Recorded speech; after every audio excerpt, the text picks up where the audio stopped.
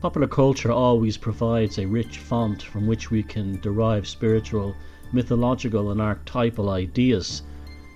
Although today films tend to be very surface level in this approach, during the golden age of Hollywood in the 1970s there was no end of films and ideas that played with the concept of mythology in a contemporary setting surrounding the cultural zeitgeist of the era. I think a film that really captures the moment of New York in the 1970s, a city in decline, was Michael Winner's film Death Wish. It was the first of a series of many films bearing that title and starring Charles Bronson in perhaps his best ever role. The story focuses around the vigilante idea that a decent man and decent people are somehow being torn to pieces by dark forces in their midst, in this case growing crime and social decay within 1970s bankrupt New York City. Now, Bronson's character is interesting for lots of reasons. The film itself was based on a novel written in 1972 by a guy called Brian Garfield, and in that novel Charles Bronson's character Paul Kersey is portrayed as not a heroic character, and it besmirches and warns about the idea of vigilantes taking the law into their own hands when they're not getting any help from the police or authorities. In the film, Michael Winner did a brilliant thing and twisted the idea around at a time when it was archetypally correct too, which is very important. He tapped into the cultural zeitgeist of New York City and urban America as a whole, which was becoming an extremely dangerous place for ordinary people, or at least was being perceived in that way. Now, what's significant about Charles Bronson's character in the first Death Wish film as Paul Kersey is he's an architect. This is significant in terms of how urban planning and urban development had created the underclass that would eventually come to feed upon him. So it was a kind of a karmic or divine justice that visited upon him for the role he'd played in the destruction of working class communities in New York, in particular the South Bronx, which was cut in half by the Cross Bronx Expressway built by Robert Moses, and anything south of that in the South Bronx became a hell on earth, almost inconceivable poverty in a first world nation.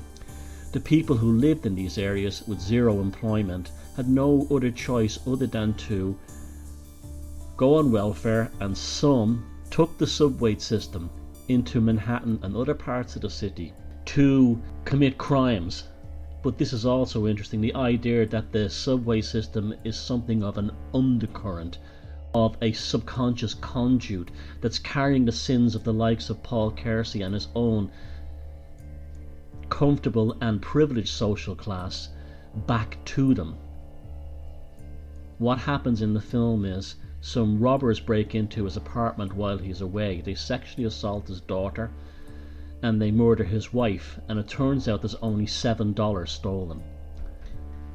Later on, his son-in-law tells him that his daughter has become so traumatized by the experience of the sexual assault during the robbery that she's gone insane and has ended up in a psychiatric clinic. Now, there's another aspect of this in a kind of a Dionysian fate, which is something I've been exploring a lot on this channel, is that Paul Kersey's character is a pacifist, a conscientious objector who is totally against violence and totally against war and is totally against anything like vigilantism for two reasons. One, his father was killed in a hunting accident by a gun and he promised his mother he'd never get a gun. And secondly, his comfortable background allowed him up until that point to be sheltered from the realities of the decay of New York City, which he played a part in being an architect. He eventually gets a gun through a friend, and this becomes a threshold moment for him as an individual.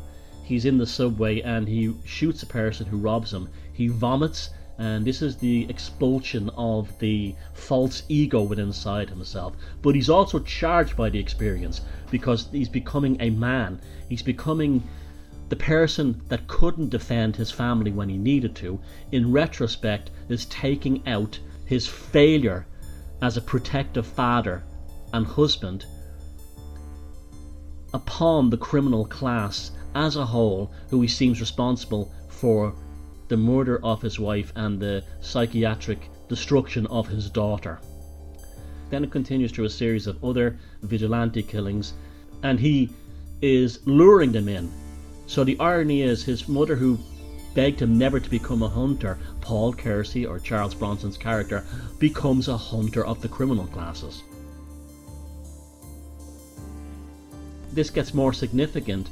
The crime rates drop during his vigilantism, and the police detective in charge of the case, overseeing all these vigilante killings, doesn't want to catch him. And I won't spoil the plot for you, but he eventually moves on somewhere else, and there's a significant scene at the end where he basically is no longer the same man he was at the beginning. He has now become the hunter of the criminal classes. Now we see that same idea of the privileged member of society in Bruce Wayne's character in Batman. His wealth and his power is a direct result of his own parents' capitalism, which led to their own destruction, and which gave him a privileged lifestyle and his superpowers via the exploitation of the poor in Gotham, which is, for all intents and purposes, a archetypal representation of New York City in the 1940s, carried on through the Batman series to today.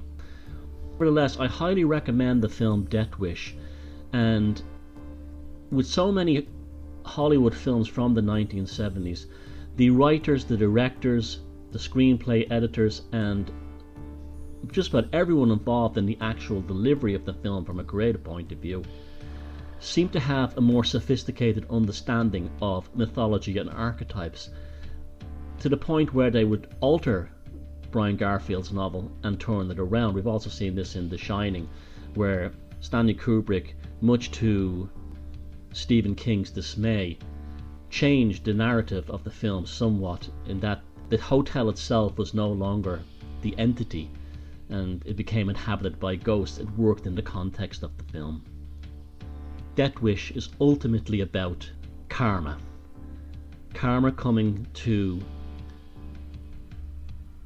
the passive exploiter of society through no fault of his own, but it has exploded up from the surface. The shadow has erupted.